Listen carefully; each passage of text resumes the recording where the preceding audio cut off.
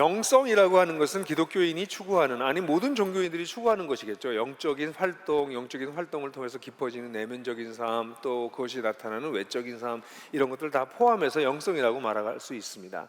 대부분의 우리 기독교인들이 생각하는 영성, 그러면 기도하는 것, 또 깊이 기도하고 말씀을 연구하고 예배드리는 이런 것들을 생각합니다. 근데 저는 영성에는 둘로 나눠서 생각할 수 있는 영성이 있다고, 특별히 그리스도인들에게 있다고 생각해요. 첫 번째는 골방 영성이고, 그리고 또 하나의 영성은 시장 영성이라고 생각합니다. 골방 영성은 우리 한국 기독교에 꽤 많이 알려져 있는 것입니다. 모든 교회가 이 골방 영성을 사실 강조하고 있기 때문입니다. 그래서 예배를 열심히 드려야 되고, 또 새벽 기도도 하고, 그럼 새벽 기도 가면 여러분들 새벽 기도 가셨던 분들 계시나요? 옛날에 새벽 기도 가면 예배 끝나고 짧게 예배 드리고 난 다음에 불을 끄고 각자 기도를 드리죠. 그러면 그곳이 골방이 되는 거죠. 그래서 이제 골방에서 하나님을 찾고 하나님을 만나고 하나님을 예배하는 것. 그래서 가끔씩 산기도도 가고, 옛날엔 그랬어요. 요즘은 산기도 안 가고 펜션기도 가는 것 같더라고요. 그렇게 홀로 하나님을 깊이 만나려고 하는 것이 골방 영성입니다.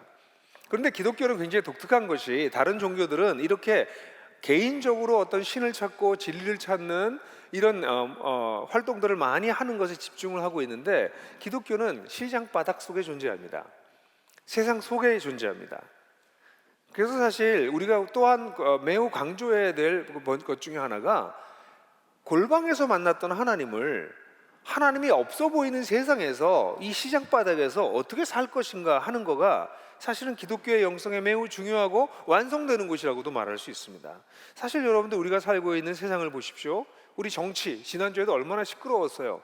그 정치판, 시청률이 10%나 넘을 수 있는 국정감사가 우리나라의 10%의 시청률 가까이 되는 것은 역사적인 것입니다. 온 국민이 관심을 가지고 있는 그것을 볼 때 거기에 하나님이 계시던가요? 거기에 하나님을 두려워하는 게 보이던가요?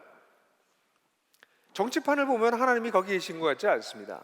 경제가 돌아가는 것을 보십시오. 거기에 하나님이 계십니까? 우리 직장에 가보십시오. 직장 돌아가는 걸 보면 거기에 하나님이 계십니까? 하나님이 없다고 얘기하는 세상 속에서 우리는, 하나님을 믿는 우리들은 어떻게 살 것인가? 이게 시장 영성입니다. 실제로 신약 성경에 기록되어져 있는 신약 성경은 그릭 헬라어로 되어 있는데요. 그릭 헬라어가 두 가지로 나뉘어져요. 클래시컬 그릭과 코인의 그릭, 이렇게 나눕니다. 클래시컬 그릭은 여러분들이 아는 아리스토텔레스, 소크라테스는 글을 안 냈겠지만 아리스토텔레스, 플라톤, 그 이후의 사람들이 썼던 헬라어입니다. 그러니까 매우 학문적이고 지적인 그릭, 클래시컬 그릭이라고 말해줘요. 근데 코인의 그릭은 그보다 단순합니다. 시장에서 사용되는 헬라어를 코인의 그릭이라고 그래요. 신약 성경이 뭘로 쓰여졌을까요? 코인의 그릭으로 쓰여져 있습니다. 시장 바닥의 언어.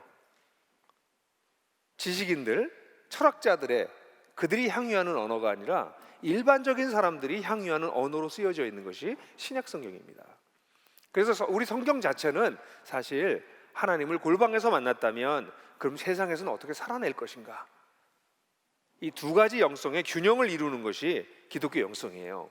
그러니까 마치 이렇게 얘기할 수도 있을 것 같아요. 시소를 한번 생각해 보면, 시장 영성과 골방 영성, 어느 쪽에 여러분들 시소에 올려놓으면 어느 쪽이 더 무거우세요?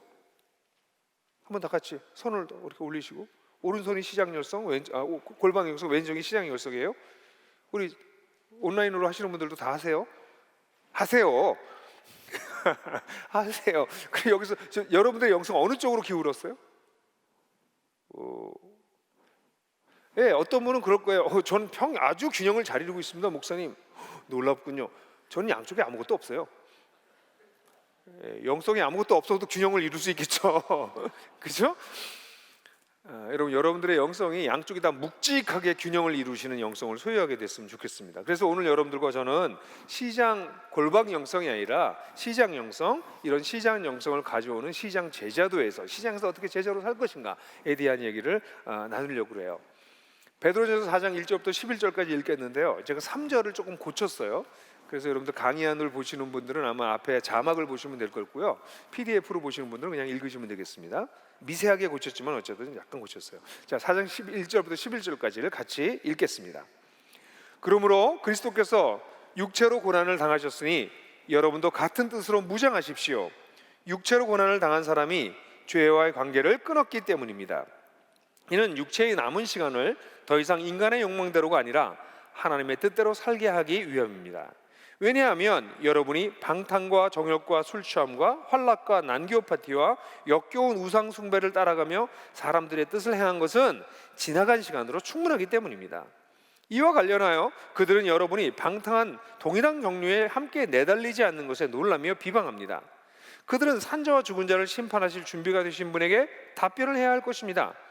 이를 위하여 죽은 자들에게도 복음이 전하여졌으니 그들이 사람을 따라 육체로는 심판을 받으나 하나님을 따라 영으로는 살게 하려 함입니다. 만물의 마지막이 가까웠습니다. 그러므로 여러분은 기도를 위해 정신을 차리고 근신하십시오. 무엇보다도 서로를 뜨겁게 사랑하십시오. 사랑은 허다한 죄를 덮어주기 때문입니다. 불평 없이 서로 환대하며 각자가 은사를 받은 대로 서로를 위해 그것으로 섬기되 하나님의 여러 가지 은혜를 맡은 선한 청지기로서 하십시오. 만일 누가 말하려면 하나님의 말씀을 하는 자로서 하고, 만일 누가 섬기려면 하나님이 주시는 힘으로 하는 자로서 하십시오. 이는 모든 일에서 하나님께서 여러분 예수 그리스도로 말미암아 영광을 받으시게 하려는 것입니다. 그에게 영광과 권능이 영원 무궁하도록 있습니다. 아멘. 이 본문은 시장 제자도를 위한 어떤 전제 조건과 또 이 시장 제자도를 어떻게 준비할 것인가, 어떻게 훈련할 것인가 하는 것을 보여주고 있는 본문이라고 말할 수 있어요. 여러분, 준비 태세 매우 중요합니다. 어떤 전제를 가지고 있는가, 어떤 준비를 했는가, 이런 거 굉장히 중요하죠. 저는 MTB 마운틴 바이크를 타는데요, 탄지 꽤 오래됐어요. 산에 자전거를 타고 올라가는 거죠. 초기에 자전거를 이제 MTB를 막 배울 때였습니다. 그때 강원도의 설악산 밑에 어떤 무슨 고리라고 하는 그 곳을 갔었어요. 근데 보니까 산이 올라갈 만한 임도가 있더라고요. 그래서 원래는 자전거를 탈 생각은 아니었지만 자전거를 가지고 갔었기 때문에 그 자전거를 타고 올라갔어요. 근데 뭐 준비할 게 없었습니다. 임도가 꽤 길이 넓어서 뭐 어려운 길이 아니겠구나 그렇게 생각하고 자전거를 올라가면서 자전거 신발도 안 신고 그냥 그 샌들 같은 거 있잖아요. 이렇게 그런 샌들 같은 걸 신고서 올라갔어요. 올라갔다가 한 뭐 꽤 많이 올라갔습니다. 이제 올라갔더니 내려오다가 펑크가 났어요. 펑크가 날 줄은 꿈에도 생각 못했죠. 그럼 펑크가 나면 그 다음부터는 끌고 내려와야 됩니다.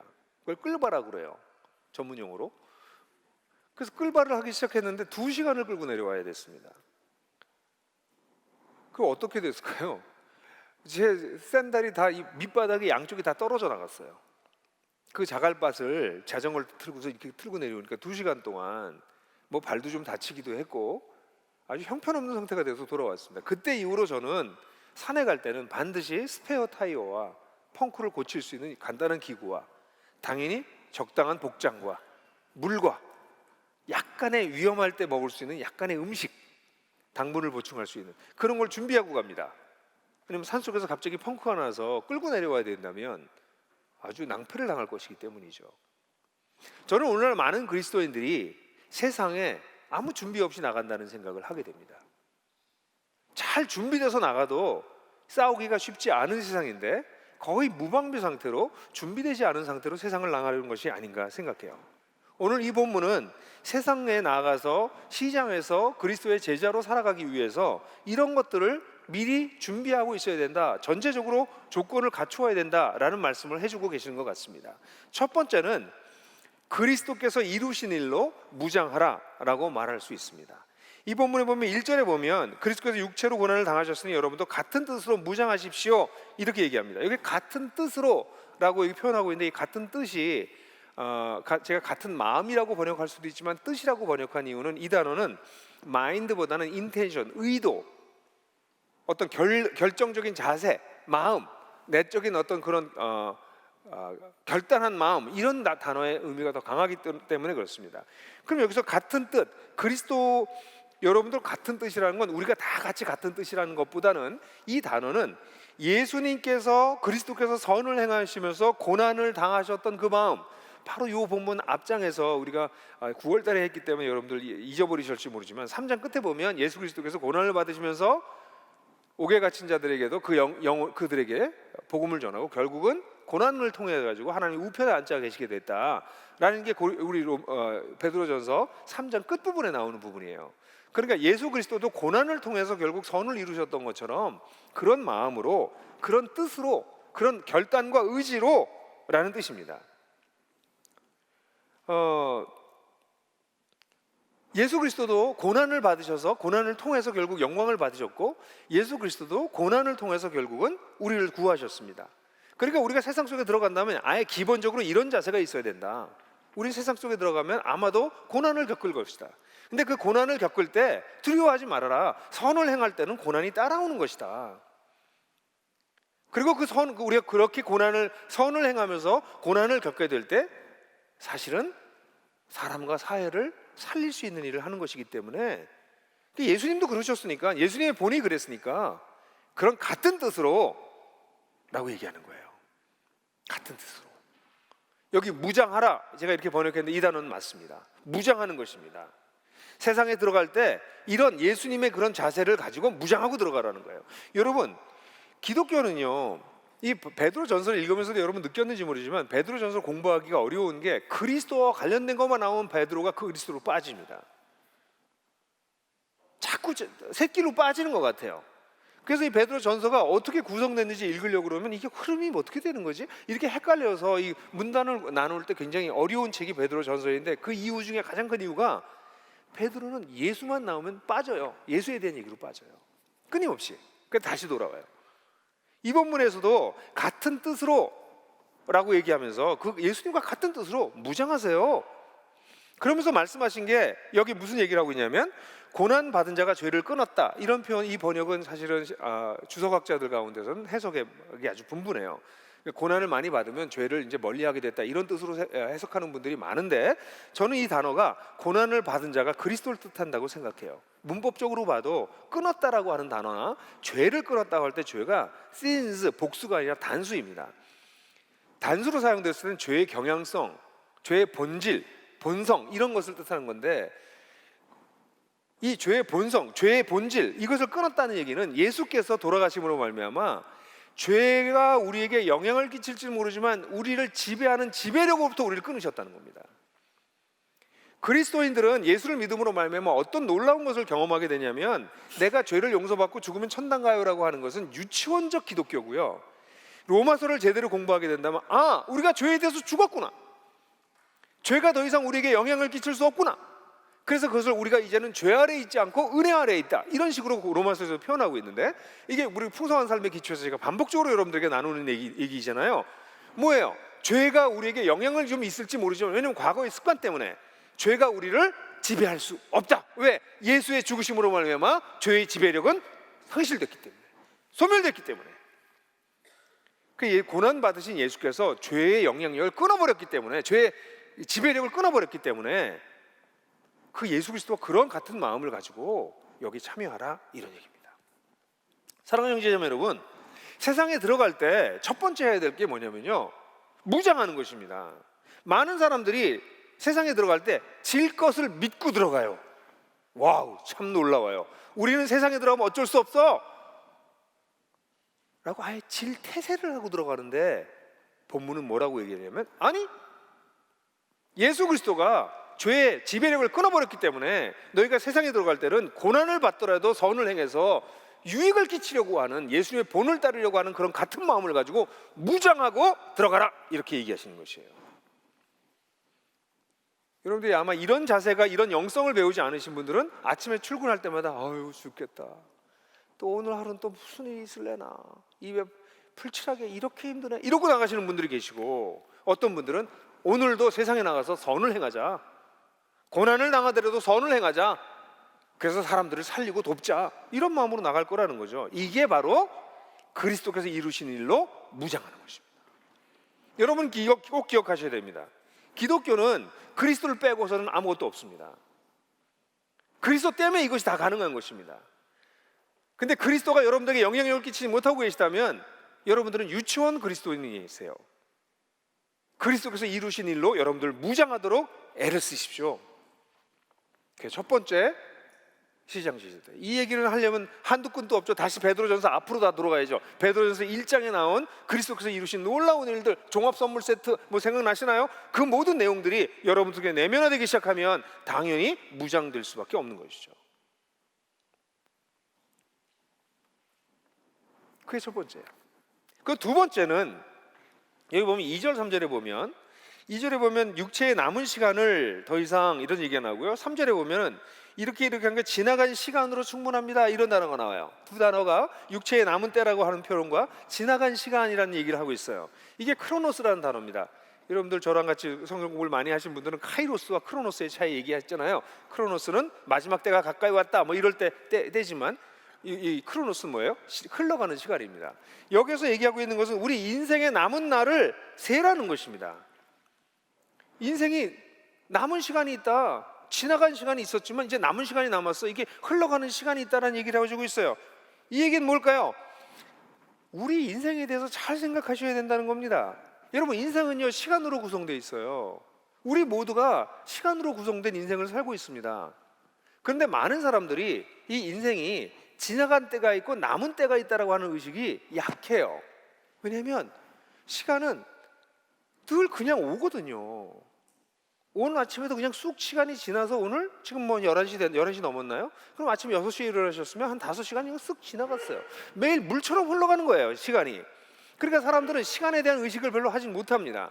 마치 이렇게 생각하는 거죠. 수도꼭지를 틀면 물이 줄줄 나오는 것처럼, 물은 늘 그렇게 흘러나오는 것처럼 시간은 늘 그렇게 흘러가는 것이고 우리 인생은 늘 그렇게 흘러갈 거라고 생각해요. 아니에요. 우리의 시간은 줄어들고 있습니다. 우리 인생은 물통이라고 보셔야 됩니다.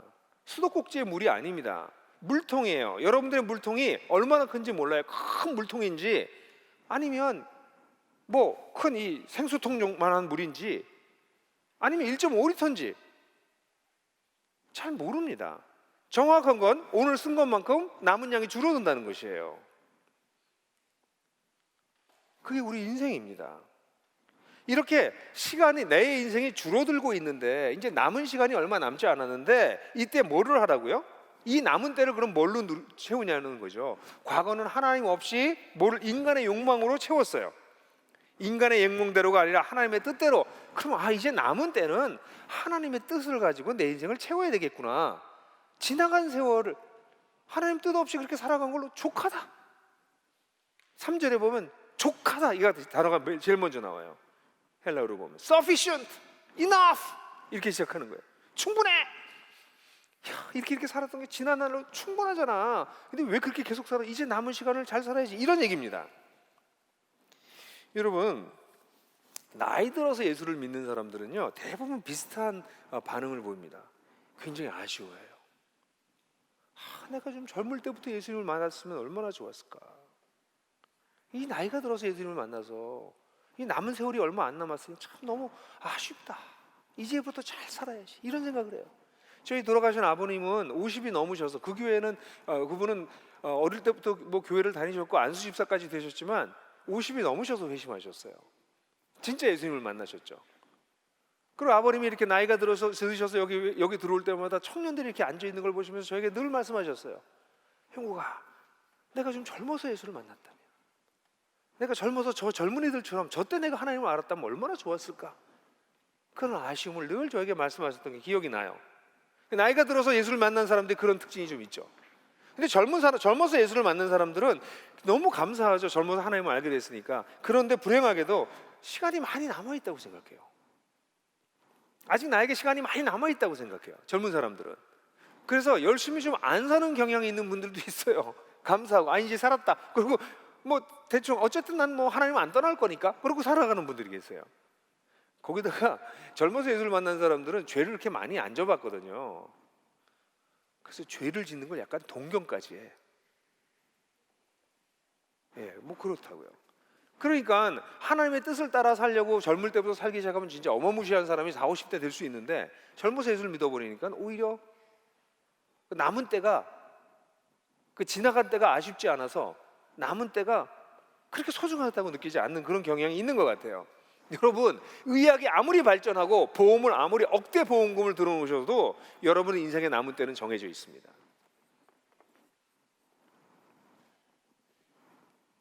그러면 자기 인생의 날을 그 한계를 기억하고 사는 것이 중요합니다. 내일 죽을 수도 있구나. 아니 오늘 죽을 수도 있구나. 오늘 내 인생에 물이 갑자기 뚝 끊어질 수가 있는 거예요. 이거 진짜 그렇게 생각하셔야 돼요. 그래서 하루하루가 그렇게 소중한 거예요. 우리한테 그날이 마지막이에요. 사실은 또 하루가 주어지고 또 하루가 주어진다고 생각하는 게 더 정확한 생각인 거죠. 시장 제자도로 살 때 마치 이 땅에서 내가 영원히 살 것처럼 생각하고 들어가시면 여러분 지십니다.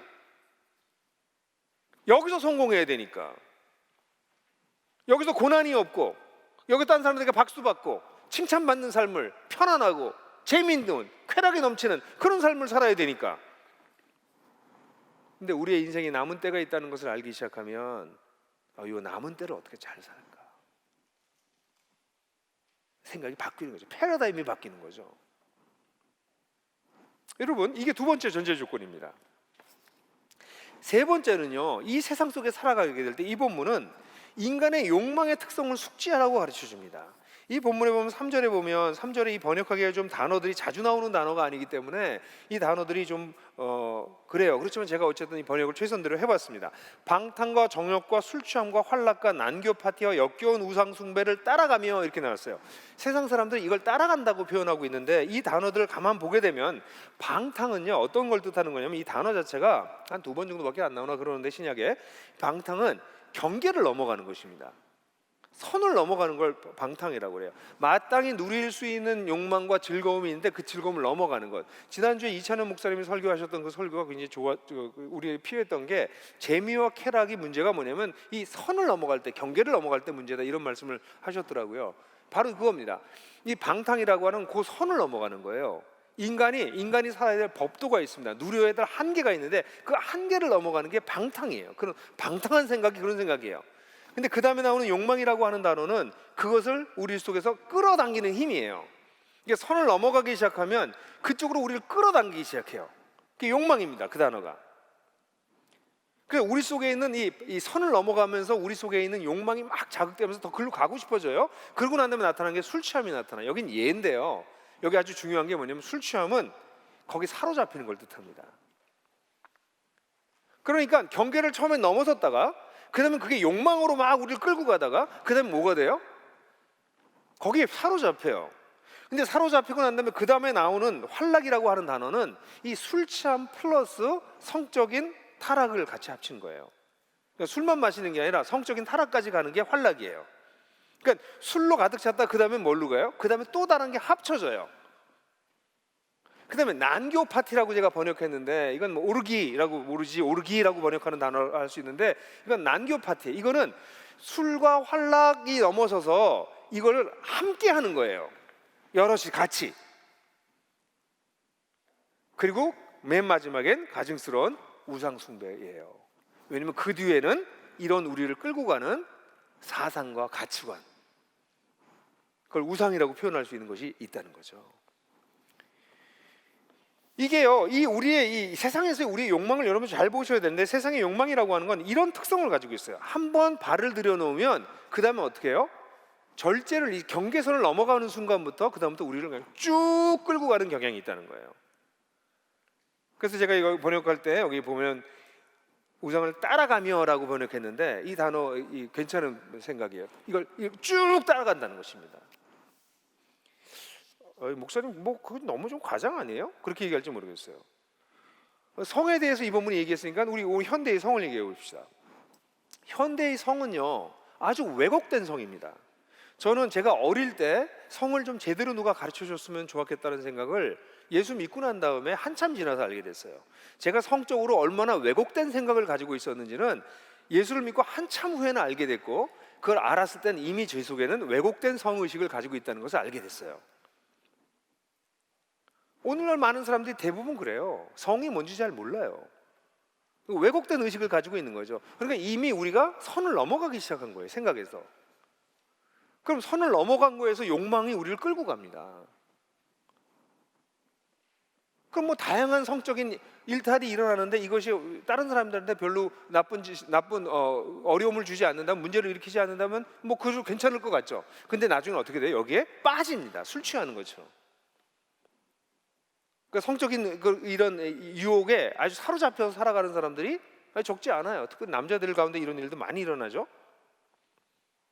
그래서 뭐 포르노 같은데 아주 중독됩니다. 그 다음에 무슨 일이 벌어져요? 포르노만 따로만 있는 게 아니라 포르노에 뭐가 붙어요? 폭력이 붙습니다. 그래서 막 착취하고 고통을 주고 이러는 기쁨을 누려요. 그러다 이걸 다 같이 해. N번방이 그거예요. 이상하잖아요. 어떻게 N번방이 저렇게 있을 수 있냐고요. 근데 있다고요. 아니 있는 정도가 아니라 이렇게 옛날에 이게 룸사롱 이런 데서 했지만 이제는 아예 사이버를 통해서 이렇게 하고 있단 말이에요. 그럼 이 뒤엔 뭐가 있는 거예요? 재미와 쾌락이 제일 중요해 네 인생에 라고 하는 이 시대의 정신이 우상처럼 있는 거예요. 이게 우리가 살고 있는 세상에서의 이 시장 속에서 벌어지고 있는 특성이라고 하는 것을 여러분이 잘 이해하셔야 됩니다. 이 성은 좀 예외적이니까 또 여성들은 또 성이 요즘 여성들도 요즘 젊은 아이들이 어릴 때부터 이 성적인 것에 노출되기 때문에 나이 드신 여성들하고 성에 대한 개념이 완전히 달라지고 있다는 걸 아셔야 됩니다. 그 여성들도 이 문제 굉장히 심각한 문제로 이제 나아가고 있어요. 그럼 성 얘기하지 맙시다. 그러면 딴 얘기할 거 없어요. 딴 얘기 이 얘기 해봅시다. 사람들이 스트레스가 너무 많기 때문에 스트레스를 풀기 위해서 게임을 합니다. 게임이 뭐가 나쁩니까? 게임 재밌고 좋잖아요. 저는 게임을 하지는 않긴 해요. 왜냐면 게임이라고 하는 게 한번 빨려 들어가기 시작하면 저는 뭐에 한번 몰두하면 그 끝까지 하는 성격이 있어서 난 게임하면 그거 안 되겠다. 그래서 아예 제가 하지 않는 게 몇 가지가 있는데 그 중에 하나예요. 시간도 너무 많이 들 것 같고 하면.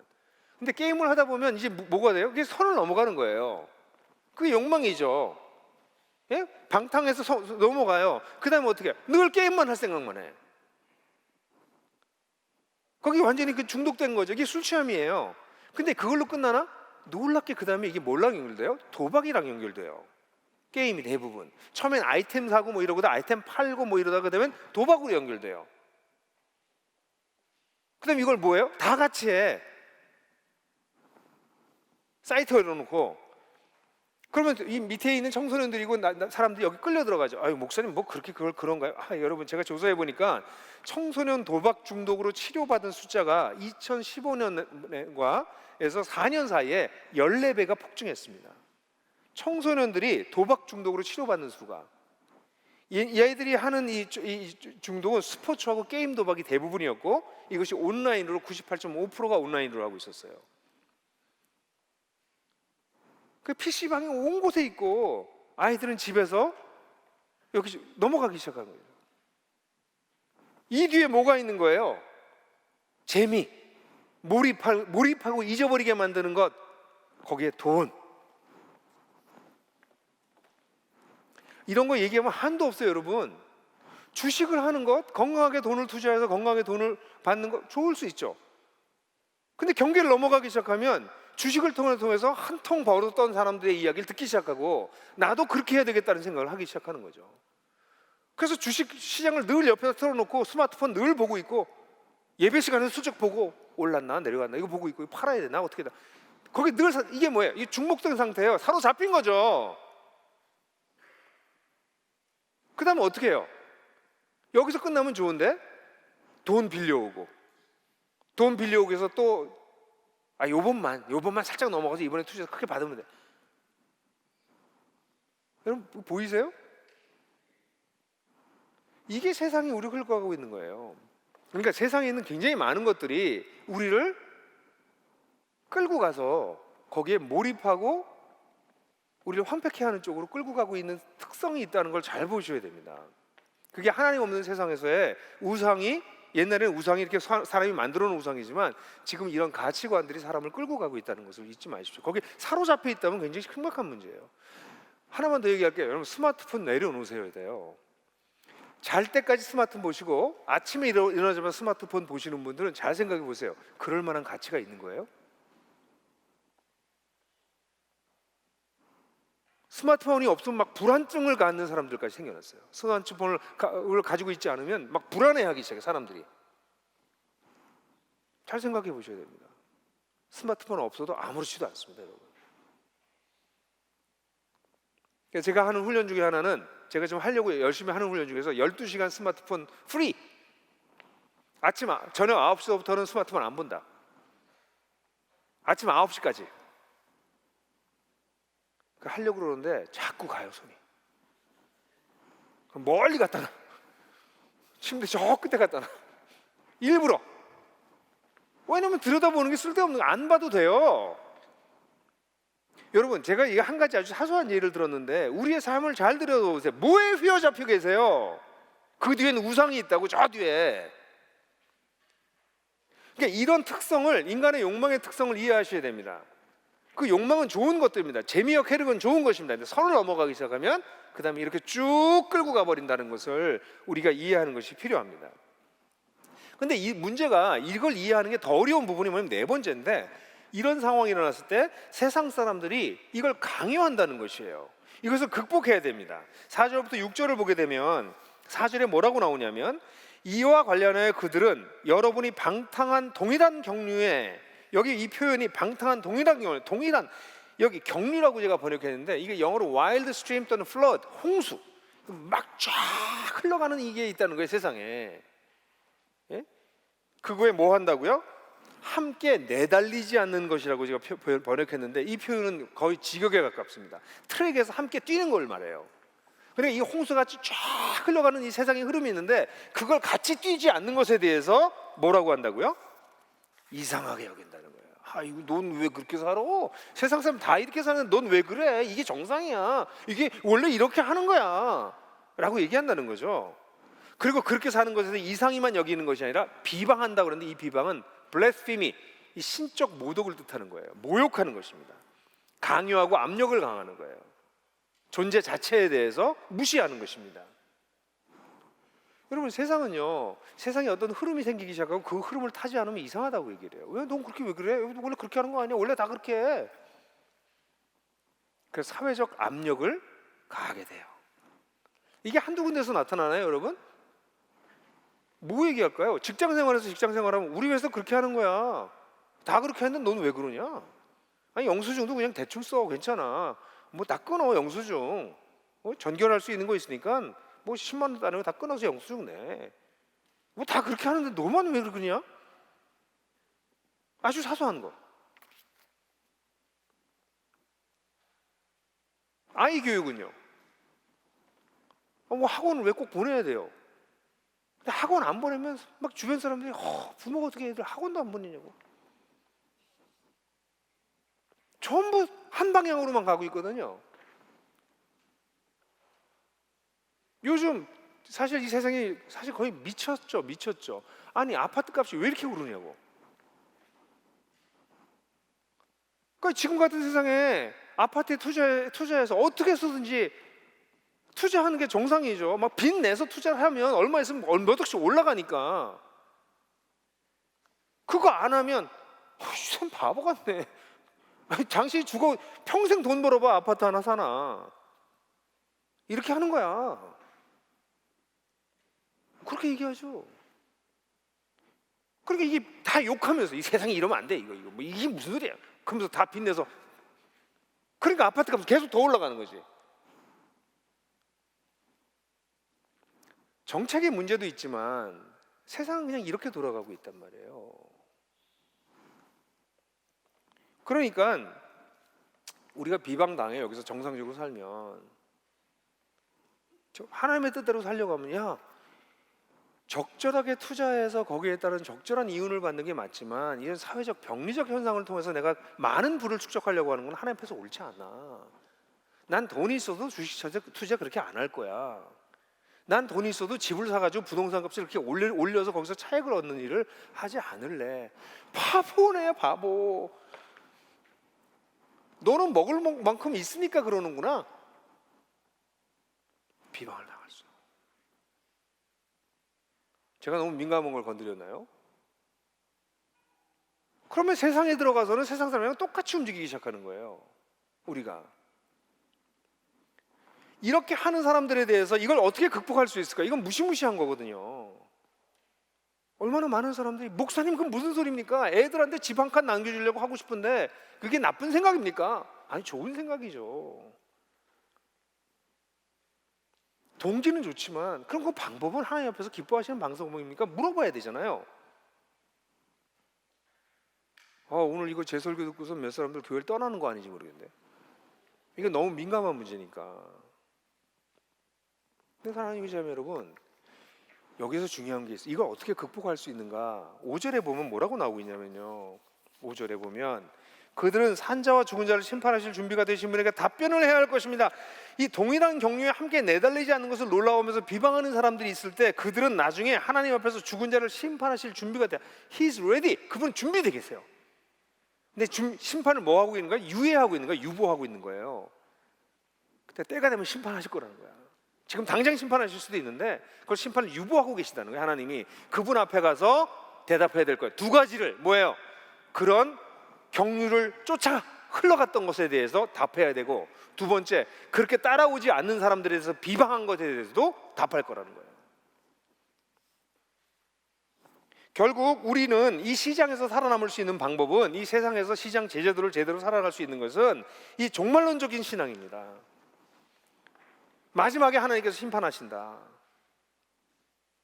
그 생각이 없으면 이 세상에서 이 흐름을, 이 경류를, 이 표현되고 있는 표현들이 경류, 내달리다, 이걸 끌려 따라간다, 이 모든 단어가 강력한 힘을 보여주고 있어요.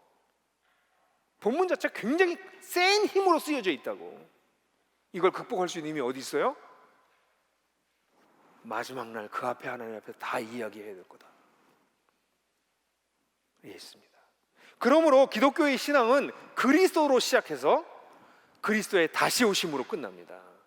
그리스도가 오셔서 하신 일로 시작해서 그리스도가 다시 오시는 걸로 끝나요. 그리스도께서 오셔서 우리를 위해서 무슨 일을 하셨는지 모르고 천당만 간다고 하는 믿음을 가지고 있는 유치원적 신앙이 문제라면, 주께서 다시 오셔서 세상을 심판하실 거라고 하는 종말론적 신앙이 없는 것도 역시 그보다 더 어린 유치원적 신앙을 벗어날 수 없게 만드는 거죠. 사랑하는 형제자매 여러분, 그래서 6절에 보면 6절에 난해 구절이 하나 나오는데요. 6절에 보면 이를 위해서 죽은 자들에게도 복음을 전파하였으니 그들이 사람을 따라 육체로는 심판을 받아라 하나님을 따라 영으로는 살게 하려입니다.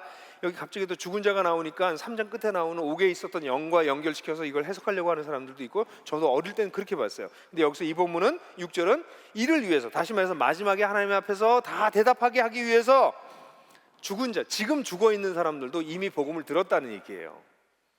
이게 NIV 성경에는 이걸 선명하게 그렇게 번역을 했어요.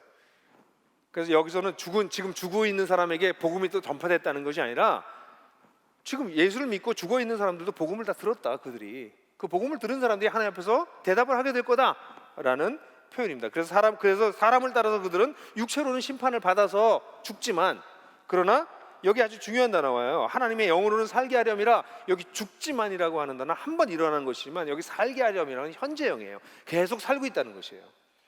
그래서 이 단어는, 이 표현은 이거 한 절 가지고도 뭐 논문도 많이 나왔지만 제가 해석하기에는 이 본문은 이미 그래서 죽은 사람들, 이미 예수를 믿고 죽은 사람들은 육체적으로는 심판을 받았지만 영으로는 그때부터 지금까지 쭉 살고 있는 것이다, 이런 표현이라고 받아들이시면 됩니다. 자, 사랑하는 형제자매 여러분, 이 네 가지를 여러분들 준비하셔야 됩니다. 세상에 들어가서 시장세에서 그리스도를 살려면 뭐 청렴하고 정직하고 그런 거는 도덕이고요. 기독교인의 제자도는 이 네 가지를 가지고 가시는 거예요. 뭐예요? 그리스도께서 하신 일이 무엇인가, 그걸로 무장해야 됩니다. 그리고 내 인생의 날이, 남은 날이 있구나, 내 인생이 뭐 얼마 안 남았구나, 여기 똑바로 잘 살아야지, 인생의 날을 계수하는 생각이 있어야 됩니다. 세 번째, 나에게 다가오는 이 유혹이라고 하는 게, 세상의 욕망이라는 게 나를 한번 잡아채면 선을 넘어가면 그냥 끝까지 끌고 가는 성향이 있구나, 이 선을 넘어가는 걸 굉장히 조심해야 되겠다. 이것도 어떤 영역에 따라서는 더 치명적이에요. 어떤 건 약간의 영향을 끼치는 거지만 어떤 건 인생을 완전히 망가뜨릴 수 있을 정도로 위험한 선들이 있단 말이죠. 그 선을 넘어가면 안 되겠구나, 이게 이런 속성이 있구나, 그걸 알아야 된다는 거죠. 마지막으로는 이런 사회적인 압력, 세상이 그렇게 돌아가는 걸 따라가지 않는 것에 대한 압력에 대해서 두려워하지 말아야 되겠구나. 이게 마지막 때 이것이 다 정리될 것이기 때문에 그날을 바라보면서 하나님 앞에서 내가 걸어가야 될 길을 걸어야 되겠다라는 생각을 하고 세상 시장에 들어가야 되는 거예요. 시장에 들어가려면. 그래, 이런 생각을 안 하고 들어가니까 세상에 들어가면 백전백패인 거죠, 그리스도인들이. 자, 이렇게 들어간다면, 이런 준비가 됐다면 그걸로 또 충분하지 않아요. 그 다음에 나오는 7절부터 11절은 갑자기 공동체 얘기를 하거든요. 그래서 사도 베드로가 왜 왔다 갔다 하냐, 이 학자들은 이거 가지고 얘기들 많이 해요. 논란이 이 주제가 너무 왔다 갔다 너를 뛴다. 근데 저는 그렇게 보지 않아요. 왜냐하면 이렇게 시장 속에서 이렇게 살아가려면 이제 7절부터 11절까지는 시장 제조도를 위해서 공동체적으로 이렇게 훈련하고 살아야 된다는 얘기를 해주고 있기 때문에 그래요. 이제 7절을 보게 되면 7절에 뭐라고 얘기하고 있나요? 7절을 보니까 만물의 마지막이 가까웠습니다. 그러므로 여러분은 기도를 위해 정신을 차리고 근심하십시오. 만물의 마지막 때가 가까웠다. 여러분 이거 다시 얘기하지만 이 만물의 마지막 때가 가까이 왔다라고 하는 카이로스, 앵기켄 전부 다 마가복음 1장 15절 때가 찼다, 하나님 나라가 가까이 왔다, 회개하고 복음을 믿어라라고 하는 단어에 나오는 중요한 단어가 여기 다 나와요. 때, 똑같은 단어. 가까웠다, 이것도 똑같아요. 이게 뭐예요? 그리스도가 한번 오셔서 하나님 나라가 가까이 왔다고 선언하셨어요. 그리고 우리 하나님 나라가 임한 걸 우리는 보고 있어요. 그리고 이제 어떻게 돼요? 이제 우리 주님께서 다시 오시는 때가 가까이 왔다고. 그러니까 우리는 어디를 살고 있는 거예요? 예수께서 오셔서 하나님 나라를 시작하셨고 이제 다시 오셔서 만물의 마지막을 심판하실 때 그 사이를 살고 있는 거예요. 우리는 가까웠다고. 지금 이게 시장 제자도를 살아내려고 하는 그리스도인들이 가지고 있는 기본적인 자세입니다. 아, 우리가 이 사이에 있구나. 이제 마지막 때가 정말 가까이 왔구나.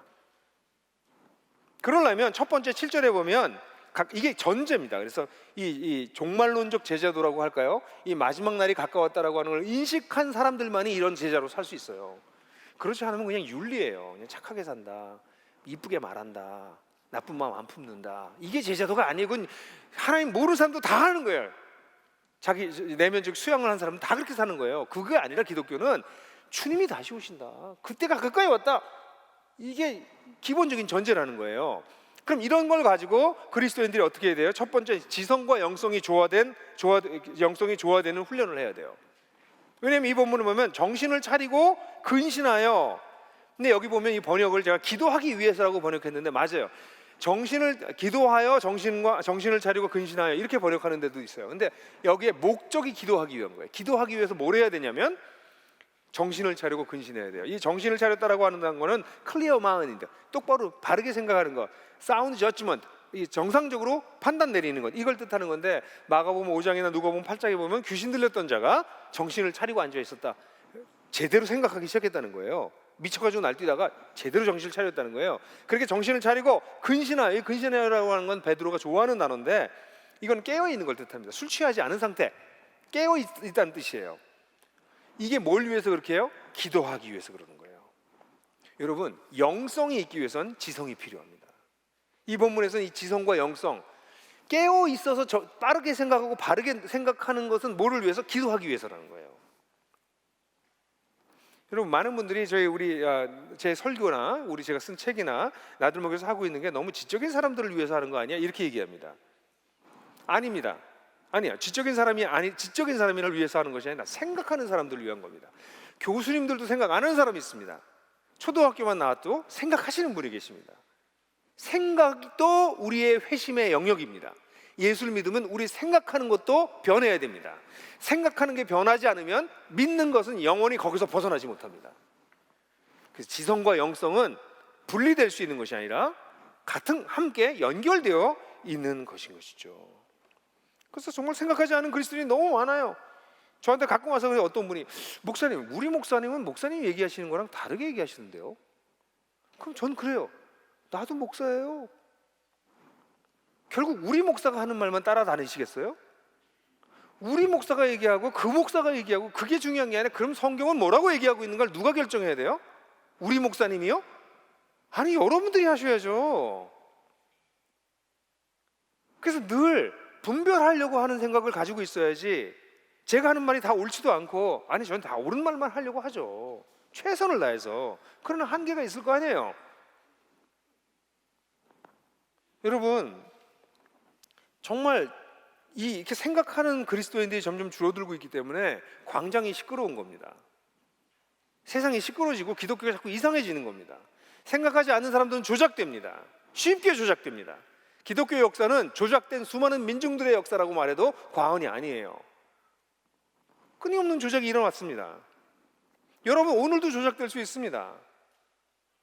그러니까 정신을 차리고 깨어서 있어야 됩니다. 지성과 영성이 조화가 돼야 됩니다. 제가 설교 유튜브를 요즘 이렇게 보니까 제 설교한 것 중에서 제 설교를 가장 많이 들은 설교가 한 3만 정도 돼요. 꽤 많이 들었죠. 근데 제가 종북 좌파라고 하는 유튜브는 50만이 넘어요. 놀랍지 않습니까? 제가 설교가 그래도 나름대로 괜찮은 설교가 많아요, 여러분. 믿든지 말든지. 근데 제일 많이 들은 게 3만 명이고요. 제가 종북좌파라는 건 50만 명이 들으시고 좋아하면 한 3만 명 돼. 가짜 뉴스를 주로 퍼나르는 사람들이 그리스도인입니다. 통계가 나와 있지는 않았지만. 이게 왜 그럴까요?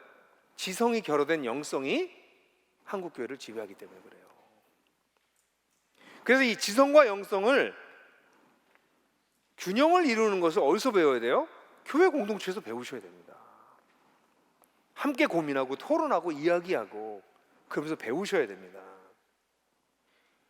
그러니까 점점, 근데 이게 참 안타까운 게 두 가지 극단이 일어나는데요. 이 생각을 안 하는 지성이 부족한 분들은 또 기도를 굉장히 많이 해요. 근데 재미있는 건 또 이렇게 생각하는 사람들은 또 기도를 열심히 안 해. 그래서 결국 양쪽 다 절름발의 영성이 형성된다는 걸 보여줘요. 한쪽은 영성이 부족하고 한쪽은 지성이 부족한 거죠. 나들목은 후자 쪽이 강할 가능성이 많아요. 생각하고 말은 많이 하는데 기도는 별로 안 해. 그건 지적인 거지 균형 잡힌 영성이라고 말할 수 없어요. 그래서 토론을 하고 이야기를 했으면 그거에 걸맞게 기도하셔야 됩니다. 그걸 왜 우리가 그걸 하냐면 기도하기 위한 거예요. 말싸움에서 이기기 위한 게 아니라 딴 사람보다 내가 더 많이 한다는 얘기를 하기 위한 것이 아니라 그 지식을 가지고 하나님 앞으로 나아가서 기도하기 위해서 정신을 차리고 깨어있는 것입니다. 그래서 지성과 영성의 균형이 필요해요. 그러면 여러분들 이걸 적용해 보셔야 돼요. 그럼 세상이 돌아가는 것, 우리 직장이 돌아가는 건 왜 이 모양인데 그걸 자꾸 보시고 분별하셔야 되고 그걸 가지고 기도하셔야 돼요. 아, 이게 나쁜 사람들이야. 그게 아니라 왜 저렇게 돌아갈 수밖에 없는가, 인간 사회를 이해하셔야 된다는 거죠. 교육 파트, 우리 아이들을 키우는 문제를 이거 어떡하지? 아, 교육이 이렇게 돌아가는 건 이래서 그렇구나. 분별하고 난 다음에 그걸 가지고 기도하는 거예요. 내 아이는 어떻게 키울까요, 주님? 여러분, 귀신을 내어쫓는 사람 내가 많이 봤는데요, 저는 자본주의 귀신을 쫓는 사람 못 봤어요. 제가 볼 때 귀신 중에 제일 센 놈이 자본주의 귀신이거든요. 목사님 공산주의자가 봐, 이렇게 나온다고. 자본주의가 문제라고 하는 건 모든 지식인들이 다 얘기하고 있어요. 지금 답이 없다. 우리가 이걸 어떻게 차지하냐, 이 문제를 해결하자고 다 고민해서 지식인들이 다 하나님 안 믿어도 다 고민하는데 교회에서 자본주의가 문제가 있다면 당신은 공산주의자구나, 이렇게 나온다고. 이거 어떡하냐고요. 그러면 우리가 하는 기도가 얼마나 방향도 중심도 균형도 잃은 채로 기도가 될 수밖에 없잖아요. 그럼 세상도 공부하셔야지. 그래서 그걸 가지고 뭐 하는 거예요? 기도하는 거야. 잘난 척하는 게 아니라 생태계 공부해야지. 생태계 공부하고 어떻게 해? 그걸 기도해야지. 이게 지성과 영성이 균형되는 것을 말합니다. 그리고 난 다음엔 사랑과 수고의 훈련을 해야 돼요. 8절을 보게 되면, 8절을 보면 무엇보다도 서로 뜨겁게 사랑하십시오. 사랑은 허다한 죄를 덮어주기 때문입니다. 서로를 뜨겁게 사랑해라. 이건 1장 22절에 서로 뜨겁게 사랑하라는 단어가 나오는데 거기서는 뜨겁게가 형용사로 나오는데 여기서는 부사로 나옵니다. 아니, 거기는 부사로 나오는데 여기 형용사예요. 똑같은 단어예요. 그러니까 뜨겁게 사랑하는 건 어떻게 하는 거예요? 몸으로, 우리 돈으로, 우리 에너지로 사랑하라고 했잖아요. 그렇게 사랑하는 것이, 이것이 기독교의 본질입니다. 제자도는 골방에서 하나님을 사랑하는 관계를 찾는 것이 골방영성이라면, 골방영성이 깊어졌다면 이것은 반드시 세상에서 사람을 사랑하는 것으로 표현됩니다. 그래서 서로 뜨겁게 사랑해야 돼요. 이걸 어디서 연습해야 돼요? 우리 공동체에서 사랑해야 돼요. 왜냐하면 이렇게 사랑하는 이유가 이 본문에 말하기를 사랑은 허다한 죄를 덮어준대요. 이 단어이 덮어준다라고 하는 단어는 너의 죄의 덮개로 사용하지 말라는 2장 16절하고 떠오르게 하는 구절이에요. 우리의 자유를 가지고 내 죄를 덮는 덮개로 사용하지 말고 우리의 사랑으로 다른 사람의 허물을 덮어주라, 이렇게 표현할 수 있어요. 그건 뭐예요? 죄를 없는 척하는 게 아니에요. 많은 사람들이 죄 가운데 있는 이유는, 아직도 부족한 부분은 그들이 연약하기 때문에, 성숙하지 못했기 때문에, 세상을 덜 이해했기 때문이에요. 그럴 때 어떻게 해야 돼요? 너는 그래서 그래, 이렇게 얘기하지 말고 사랑으로 덮어주라는 거예요. 그가 성장할 때까지, 그가 깨우칠 때까지, 그가 균형을 잡을 때까지. 그렇게 서로 그게 뜨겁게 사랑하는 거라는 거죠. 어떤 사람은 가정교회에 와서 넌 왜 밤낮 똑같은 소리를 밤낮 그렇게 하냐? 아니, 그 사람이 힘들어서 그래요. 그 똑같은 얘기를 누구도 안 들어줬기 때문에 그 들어주는 공동체를 만나서 1년 12달 똑같은 얘기를 와서 밤낮 하는 거예요. 그러다 어떻게 해야 돼요? 우리가 기다려줘야 돼요. 덮어줘야 돼. 여러분, 이런 일들을 우리가 자꾸 하면서 여기 보면 외인을 사랑해라 이렇게 얘기하고 있습니다. 그 다음에 나오는 게 9절에 불평 없이 서로 환대하며, 여기 서로 환대한다라고, 환대한다는 단어가 외인을 사랑하며라고 직역하면 그렇게 번역할 수 있어요. 그러니까 서로 서로를 그렇게 서로 환대하라는 거예요. 불평 없이. 이 단어는 당시에 이런 것과 연관이 있어요. 그 당시에 거의 같이 다 모여 살았거든요. 모여 살면서 서로 밥도 먹여주고 막 이랬어요. 근데 누구는 많이 와서 얻어 먹을 거 아니에요. 그럴 때 불평 없이 잘 대접해라, 그런 뜻입니다. 그러니까 우리 공동체에서 누군가 약하고 힘든 사람이 있으면 그 사람을 불평 없이, 왜 쟨 밤낮 저렇게, 목자님 왜 저 사람만 신경 쓰세요? 그 사람을 신경 쓸 만큼 그 사람이 약하니까. 우리 공동체에서 가장 많이 신경을 써줘야 될 사람이 누구예요? 아프고 힘들고 지친 사람들이에요. 인생을 살다 보면 그럴 때도 있고, 또 우리의 영적으로 미숙해서 그럴 수도 있고, 그럴 때 그걸 받아줄 수 있는 것을 훈련하는 데가 여기예요. 이런 훈련을 한 사람들이 세상 속에 나가면 어떻게 될까요? 그럼 세상에 내가 직장 상사지만 직장 상사들 중에서 말 함부로 하는 사람이 얼마나 많습니까? 이렇게 신사적으로 커뮤니케이션이 가능한 회사를 다니고 계시는 분들은 제가 볼 때 10%도 안 되는 것 같아요. 대부분의 회사는 아나무인, 갑질하는 상사들이 있는 곳에 살아요. 그럼 거기 들어가서 얼마나 고통을 겪어요. 근데 이런 사랑을 배우게 되면 참 저 찾느니 참 안타깝다. 태어나지도 않았잖아요. 하나님 모르잖아요. 그러니까 갑질을 하면서도 갑질이 문제인지 모르잖아. 얼마나 불쌍해. 그러니까 우리가 사랑으로 우리 공동체에서 사람을 덮어주는 훈련을 한 사람들은 세상 나가서 나한테 해를 끼치는 사람을 봐도 그 화가 나고 힘든 것보다 좀 시간이 지나면 그 사람이 안타깝고, 저 어떡하냐, 우리 회사는 왜 이 모양이냐, 왜 이렇게 돌아가냐, 이거 어떻게 좀 바꿔야 되지 않나, 뭐 이런 생각을 하기 시작하는 거죠. 그래서 사랑의 수고로 훈련하는 훈련을 해나가야 됩니다. 그걸 어디서 먼저 해야 돼요? 공동체 안에서 해야 돼요. 사랑을 우리가 배워본 적이 없기 때문에 아까 얘기했던 그 악한 세상에 들어가서 사랑하는 건 결코 쉽지 않아요. 그걸 어디서 배워요? 안전한 데서 먼저 좀 배워야 돼요. 그걸 훈련하셔서 사랑의 근육이 생기셔야 된다고. 그래야 세상에 나가서도 말도 안 되는 갑질하는 사람들조차도 긍휼히 여기는 거지.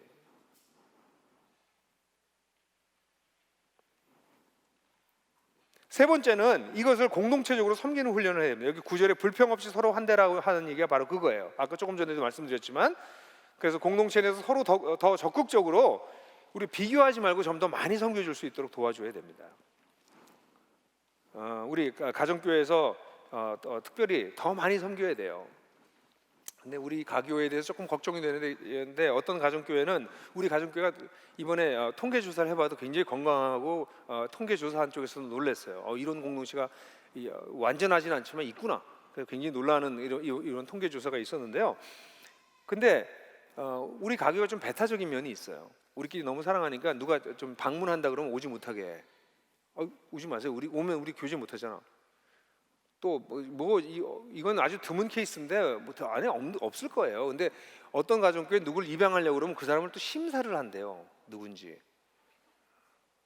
저는 이게 풍문으로 들었어요. 이게 아마 나들목이 아니야, 딴 느들목이나 이랬을 거예요. 아니, 교회에 오는데 당신 어떻게 우리가 심사를 해요? 그분 심사 받았으면 하나님 나라 못 갔어요. 예? 교회는요, 오는 사람 다 봤는데요. 근데 우리가 심사한다고, 오, 클럽이네?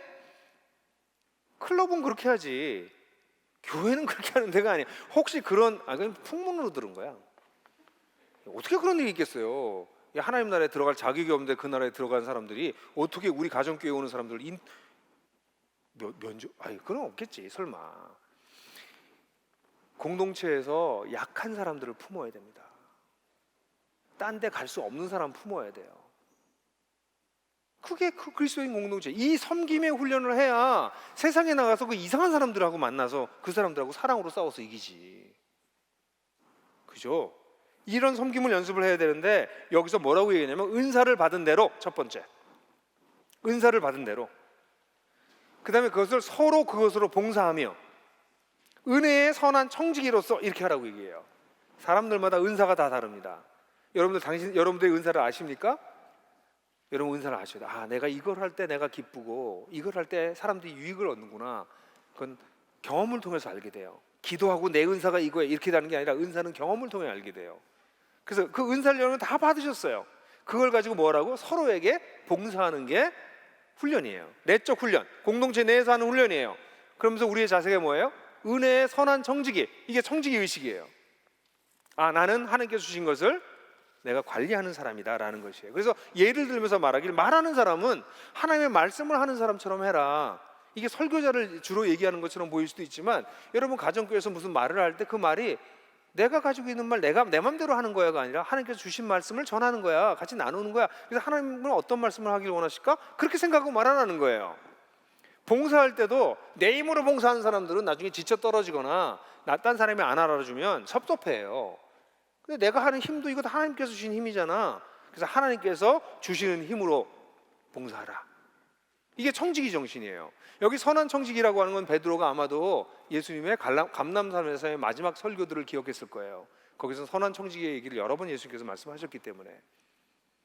그래서 우리 공동체 안에서 어떤 연습을 하냐면, 다른 사람을 섬길 때 뭘 가지고 해요? 나에게 주어진 은사를 따라서 그것을 가지고 선한 청지기로 섬기는 연습을 하는 것이죠.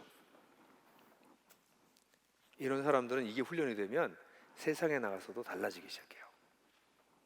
아까 얘기했던 그런 무지막지한 세상 속에서 내가 청지기로, 하나님의 청지기로 나에게 주신 은사, 나에게 주신 은혜들, 거기에는 내 경험, 능력, 내 재정적인 백그라운드, 정서적 건강함, 모든 게 포함되거든요.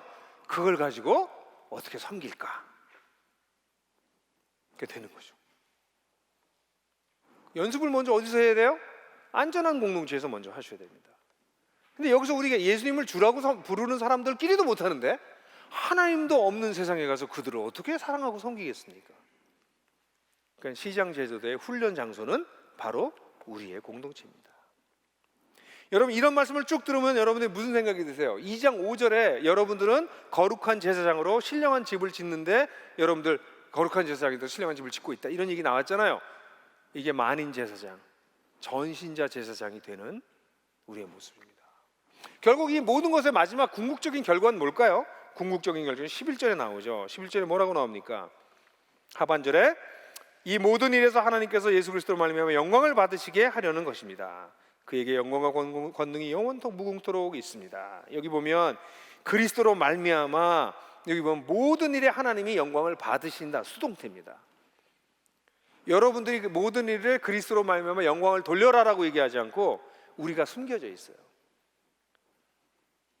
수동태 얘기할 때 비동사 플러스 PP 플러스 바이 이렇게 나오잖아요. 이게 숨겨진 주어예요. 우리로 인해서, 우리에 의해서 그리스도로 말미암아 하나님께서 영광을 받으시게 하는 것, 이게 우리 궁극적인 목적입니다. 사실 저는 나들목교회를 세우고 제 개인적으로 약간 두려운 게 하나 있었어요. 그게 뭐냐면, 초기부터 나들목교회는 용서하세요, 이런 얘기를 제가 너무 많이 들었어요. 김영국 목사 때문에 된 거다, 이런 얘기를 너무 많이 들었어요. 제가 기여한 바가 있죠. 그래서 제가 기여한 게 교회를 세운 건 아니거든요. 그러니까 이 교회를 통해서 사람들이 와, 하나님께서 놀라운 일을 하셨구나, 이렇게 하고 싶었는데, 그렇게 제가 숨겨져야 되는데 제가 자꾸 드러나는 것이 너무 두려웠고, 세월이 지나면서 이것이 고착화될까 봐 두려웠어요. 제가 빨리 대표 목사에서 내려온 이유 중에 하나가 거기에 있어요. 교회를 5개로 분교하는 것도 중요한 이유지만, 또 하나는, 아니 김영국이 뭐 아무것도 아니야, 그냥 한때 지나간 일꾼 중에 하나야. 그 사람이 기여했겠지. 그러나 그 사람이 없어도 교회는 될 수 있어. 아니, 교회가 될 수 있는 게 당연히 되는 거야. 그게 안 되면 제가 한 일은 제 원맨쇼에 불과하거든요. 사실 여러분들은 지금 그걸 하고 계시는 거예요. 교회를 세웠던 대표 목사가 사라지고 이제 새로운 교회를 세워나가는 과정에서 여러 가지 어려움을 겪지만, 결국 이 모든 일을 통해서 우리가 뭐 하려고 하는 거예요? 어떤 사람이 영광스러워지는 것이 아니라 하나님이 영광스러워지게 하기 위해서 이거 하는 거죠. 그래서 제가 나들목에서 내려오니까 이번에 하나복을 하니까 또 목사님 하나복이 목사님 왔으면 되겠어요, 또 이 소리 또 하기 시작해. 그래서 제가 이 8년밖에 안 됐잖아, 하나복. 내가 꼭 죽어야 되겠냐? 제가 농담삼아. 여러분, 제가 어릴 때 제가 읽었던 글 중에서 제가 잊혀지지 않는 것이, 제가 좋아하는 프란시스 셰퍼의 아내인 에디 셰퍼가 한 말이에요. 에디 셰퍼가 이런 말을 했습니다. 당신의 생애가 하나님이 살아계시다는 것을 보여주는 박물관이 되게 하라. 제가 어릴 때 이거 듣고 가슴이 얼마나 뛰었는지 몰라요. 누가 내 인생을 보고 이렇게 보면 오, 하나님이 살아계실지도 모르겠는데, 이런 생각을 하게 하라는 거죠. 여러분, 우리가 시장에서 이렇게 하나님의 뜻을 제대로 살아내면 사람들이 여러분들을 보고 오, 하나님이 살아계실지도 모르겠는데, 이런 생각을 하게 된다는 것입니다. 그게 하나님께 영광을 돌리는 것이에요. 우리는 사라지고 우리의 삶 속에 계신 그리스도가 나타날 때 그 그리스도로 말미암아 하나님께 영광이 돌려지는 것이죠. 와, 이게 우리가 시장에서 그리스도인으로 살아내야 될 이유입니다. 저는 우리가 세상에서 영향력을 끼치지 못한다면 우리의 신앙을, 우리의 영성을 심각하게 다시 생각해 봐야 된다고 생각해요. 우리 가정은 물론이고 우리가 살고 있는 시장 바닥에서 하나님이 우리로 인해서 드러나는 일이 어떻게 일어날 것인가를 고민하다 보면 우리가 공동체에서 더 많이 연습하게 되고, 그리고 세상에 나가서 그런 영향력을 끼치게 될 거예요. 제가 이 설교를 준비하면서 15년 전에 제가 했던 설교를 다시 들었거든요. 근데 결론 부분에 짧게 했던 얘기를 여러분들하고 다시 듣고 싶었다는 생각을 했어요. 그 마지막 이야기를 한번 잠깐 들어볼까요?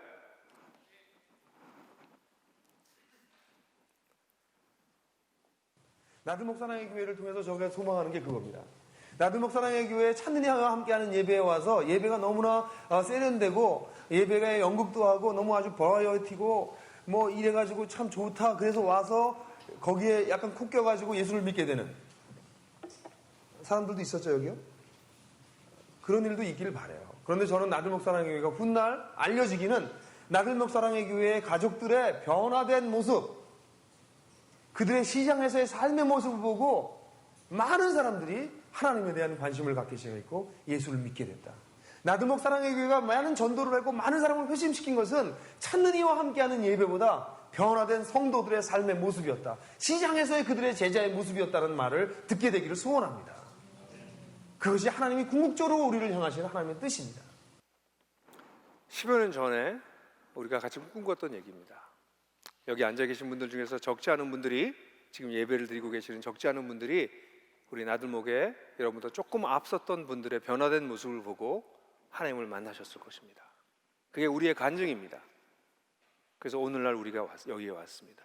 여러분, 좀 더 의식적으로, 좀 더 마음을 붙잡고 예수님과 같은 뜻으로 시장에 나가셔서 그리스도를 드러내십시오.